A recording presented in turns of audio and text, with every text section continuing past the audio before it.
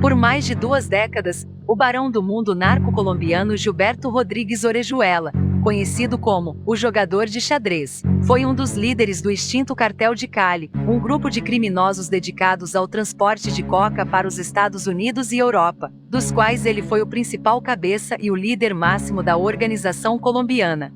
Ao lado do seu irmão mais novo, Miguel Rodríguez Orejuela, e os capos José Santa Cruz Londono, Dom Chepe e Helmer Herrera Buitrago Pacha Herrera, Gilberto passou a controlar 80% do mercado de cocaína nos Estados Unidos. Mas, apesar de se tornar um dos narcotraficantes mais procurados dos Estados Unidos em 1989, o ajedrecista conseguiu se passar por empresário na Colômbia, o que lhe permitiu escapar das garras da justiça.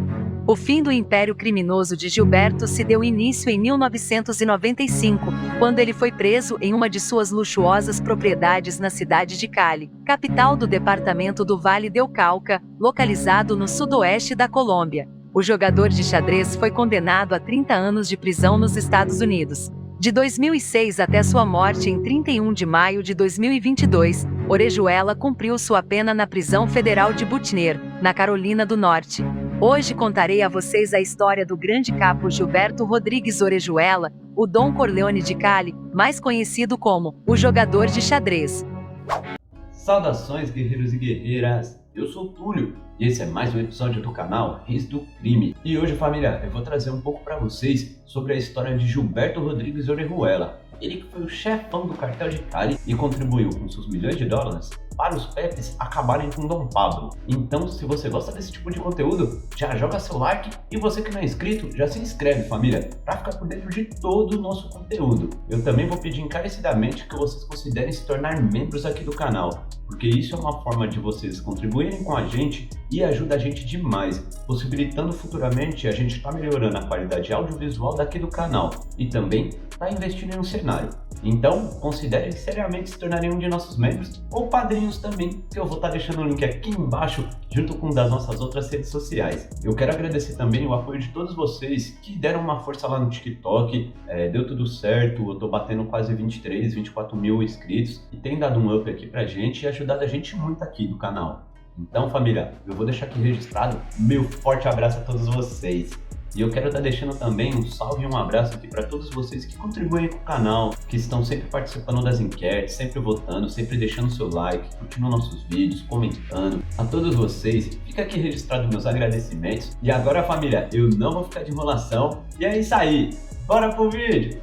Gilberto nasceu na cidade de Mariquita, no departamento de Tolima, em janeiro de 1939. Anos depois, sua família mudou-se para Cali, Vale del Cauca, onde começou a trabalhar como mensageiro farmacêutico até se tornar o poderoso narcotraficante que até desafiou seu rival, o cartel de Medellín de Dom Pablito. Aos 13 anos, Gilberto trabalhava como mensageiro na farmácia La Perla, pedalando por sua cidade natal para entregar remédios para os clientes da farmácia. Então seus pais decidiram se mudar para a cidade de Cali em busca de melhores oportunidades. Lá ele cresceu com seu irmão mais novo, Miguel, que mais tarde se tornaria seu parceiro de negócios. Enquanto estudava na escola São Luís Gonzaga, na capital do Vale del Cauca, Gilberto também trabalhava como mensageiro em uma farmácia, onde não apenas distribuía remédios, mas também trapaceava com os preços dos medicamentos e as autorizações médicas para vendê-los.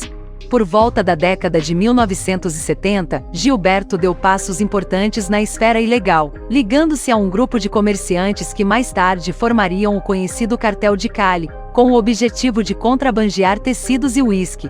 Ele também se envolveu com a quadrilha criminosa Los Chemas, acusada de sequestrar 2 estrangeiros de uma família de diplomatas em Cali.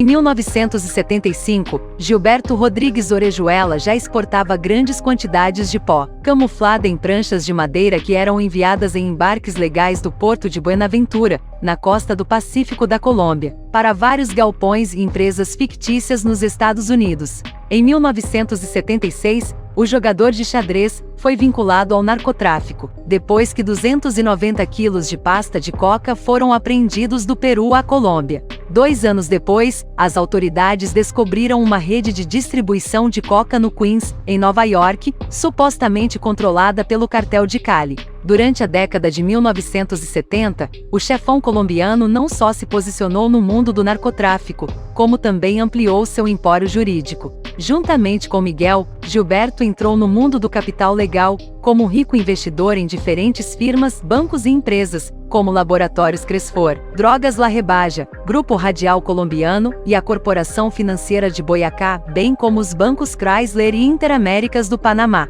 Gilberto Rodrigues Orejuela e seu irmão Miguel fundaram o Cartel de Cali, uma das organizações de narcotráfico mais importantes das décadas de 1980 e 1990. Sob o comando dos irmãos Orejuela juntamente com Pacho Herrera e Chepe Santa Cruz, o grupo criminoso importou pelo menos 200 toneladas de coca para os Estados Unidos, o que correspondia a 80% do pó que circulava nos Estados Unidos. A sofisticada organização controlava todas as fases da cadeia produtiva do contrabando de coca, incluindo produção, transporte e distribuição, bem como a lavagem de dinheiro. As autoridades norte-americanas determinaram que entre 1990 e 1993, os irmãos Rodrigues Orejuela esconderam pelo menos 137 toneladas de coca em carregamentos de postes de concreto, vegetais congelados, café, cerâmicas e eletrodomésticos. Os carregamentos foram transportados em navios porta-contêineres da Colômbia para o sul da Flórida, com escalas na Venezuela, Panamá e Guatemala, e representaram lucros de pelo menos 1,3 bilhão de dólares para o cartel de Cali. Ao contrário de outros traficantes da época, Gilberto tentava se manter discreto, dirigindo um carro modesto e cercado por um pequeno comboio de seguranças.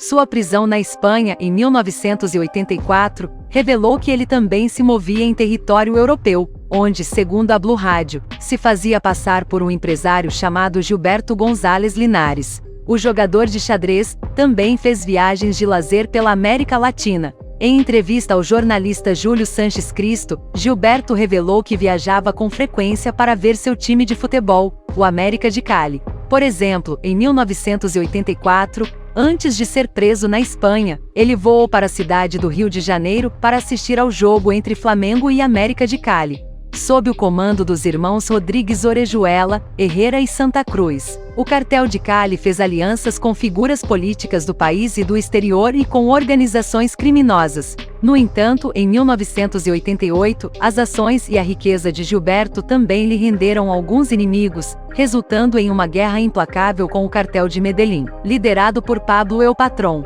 Um dos aliados do Cartel de Cali nessa luta era o grupo conhecido como Peps, perseguidos por Pablo Escobar, que representava os interesses criminosos de ex-integrantes do Cartel de Medellín e que agora declaravam guerra ao seu principal líder, Escobar. Em 1992, o Cartel de Cali havia contribuído com pelo menos 30 milhões de dólares para os Peps para avançar na guerra contra Medellín e Dom Pablo. Gilberto também fez alianças com organizações criminosas europeias. Em meados da década de 1980, ele estabeleceu um sistema de transporte e distribuição de coca na Europa por meio de La Camorra, um clã da máfia na Itália. Entre os aliados do Cartel de Cali também estavam membros da elite política colombiana. Em 1995, o presidente eleito, Ernesto Samper Pizano, foi acusado por seu adversário, Andrés Pastrana Arango, de ter recebido pelo menos 3,7 milhões de dólares do Cartel de Cali para financiar sua campanha. Como prova disso, havia fitas cassetes nas quais se ouviam Miguel e Gilberto Rodrigues Orejuela afirmando que haviam doado dinheiro para a campanha presidencial de Samper. No entanto, as investigações realizadas pelas autoridades judiciais da época determinaram que não havia provas suficientes de que a campanha presidencial de Samper tivesse sido patrocinada por dinheiro do cartel, nem que ele tivesse conhecimento disso.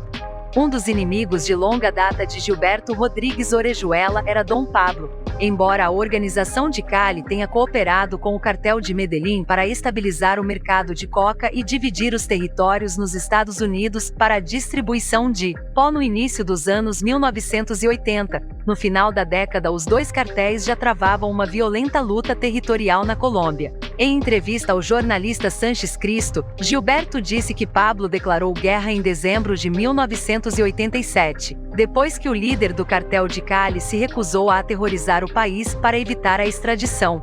A prisão de Gilberto Rodrigues Orejuela não só representou o declínio do cartel de Cali, mas também o fim da primeira geração do narcotráfico colombiano, liderado pelos cartéis de Medellín e Cali. No entanto, a carreira criminosa do jogador de xadrez também deixou um legado, mostrando que infiltrar-se no poder público pode ser mais estratégico para os narcotraficantes do que travar uma guerra contra o Estado. A estrutura que Gilberto estabeleceu dentro da organização do narcotráfico do final do século XX desapareceu e com ela a capacidade dos cartéis de controlar todos os elos da cadeia do narcotráfico. Organizações hierárquicas verticais e com uma estrutura de comando claramente definida tornaram-se redes discretas e globalizadas, compostas por diferentes células e determinadas a cooperar em vez de entrar em disputas. Gilberto Rodrigues Orejuela entendeu que ao invés de iniciar uma guerra contra o Estado colombiano, naquele momento focado em perseguir Pablo e aprovar sua extradição, deveria se infiltrar no Estado.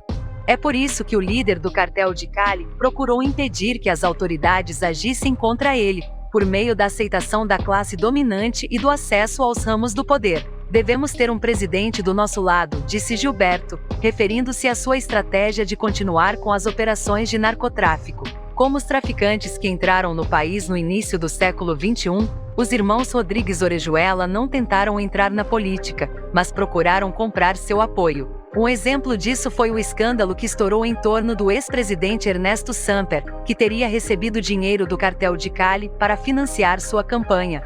O sofisticado sistema de inteligência empregado pelo cartel de Cali permitiu que a organização se fortalecesse, enquanto as forças estatais se concentravam na captura de Pablo. Antes de ser extraditado para os Estados Unidos, Rodrigues Orejuela revelou que havia interceptado os telefones de Escobar para conseguir sua captura. Gravamos seus telefones, gravamos. Temos mais de 500 fitas cassetes de Escobar, disse o capo. Essa relação de colaboração com as autoridades colombianas abriu oportunidades para o jogador de xadrez expandir suas operações enquanto o império de seu maior rival entrava em colapso.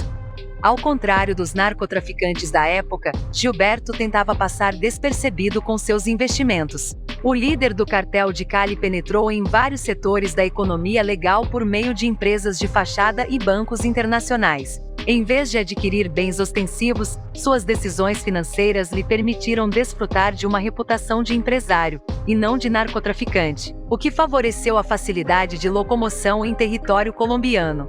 Esse modo de operação é semelhante ao dos narcos invisíveis, que se tornou comum após a queda do cartel de Cali. Essa nova geração de criminosos entendeu que luxos e excentricidades podem se tornar o pior dos inimigos, pois chamam a atenção da mídia e das autoridades. Por isso, decidem ser empresários. Embora Gilberto Rodrigues Orejuela tenha conseguido resolver seu processo judicial a seu favor, seus dias de liberdade estavam contados. Em 1995, o Departamento do Tesouro dos Estados Unidos publicou uma lista de empresas cujas propriedades foram atribuídas aos irmãos Rodrigues Orejuela e pelo menos uma centena delas estava ligada a outros narcos. Além disso, nesse mesmo ano, o Bloco de Busca, unidade policial de elite formada em 1989, capturou o narcotraficante colombiano em uma luxuosa casa no bairro de Santa Mônica, em Cali. Rodrigues Orejuela foi imediatamente transferido para Bogotá, onde foi inicialmente condenado a 12 anos de prisão, mas sua pena foi reduzida para 7 por confessar alguns crimes e por boa conduta. O jogador de xadrez recuperou a liberdade. Felizmente, sua sorte mudou em 2004, quando a Procuradoria-Geral da República o prendeu por enviar 150 quilos de coca para os Estados Unidos em 1990. Por fim, o governo dos Estados Unidos solicitou a extradição do capo colombiano e, em 2006, Gilberto foi condenado a 30 anos de prisão por conspirar para importar coca para os Estados Unidos e lavar dinheiro do tráfico. Ele foi mantido na prisão federal de Butcher até sua morte, de linfoma cerebral, em 31 de maio de 2022. Salve família! O que vocês acharam da vida do Gilberto Rodrigues? Esse daí, apesar de ter enfrentado Dom Pablo e conseguido conquistar a vitória em cima dele e de Medellín, terminou ferrado, né? Porque o Pablo, ele sempre lutou contra a extradição, né? Muito. Uma tecla que ele batia muito forte era a não extradição dos colombianos, né? Dos Estados Unidos. Tanto que ele chegou a conseguir que a extradição fosse abolida. Porém, assim que ele caiu, né? A galera do governo já falou que nós vamos mandar todo mundo para os Estados Unidos. E aí o Miguel Rodrigues e o Gilberto, pô, se ferraram grandão, porque eles derrubaram o maior inimigo deles, que na verdade lutava por uma causa que realmente beneficiaria eles. E eles pensavam que sendo amigos do governo, dos políticos e dos empresários grandes, eles iam ter alguma chance, os caras iam passar um pano para ele. Até tentaram, né, comprando um Ernesto Soper, mas a casa caiu e não teve jeito. Eles foram extraditados e o Gilberto acabou mofando numa cadeia até a morte. Então, família, eu quero saber de vocês. O que vocês acham do Gilberto? Ele fez certo em combater o Dom Pablo? O que vocês acham que ele podia ter feito para evitar essa extradição? Deixa aqui embaixo nos comentários que eu quero saber a sua opinião. Bom, eu quero agradecer a todos que ficaram comigo até aqui. Quero pedir mais uma vez encarecidamente um like de vocês e também pedir para vocês considerarem se tornarem um de nossos membros ou padrinhos. Se você não é inscrito nas nossas outras redes sociais, também se inscreva, porque isso ajuda a gente muito. Eu quero deixar aqui registrado mais uma vez um forte abraço a todos vocês, guerreiros e guerreiras. E é isso aí, até a próxima!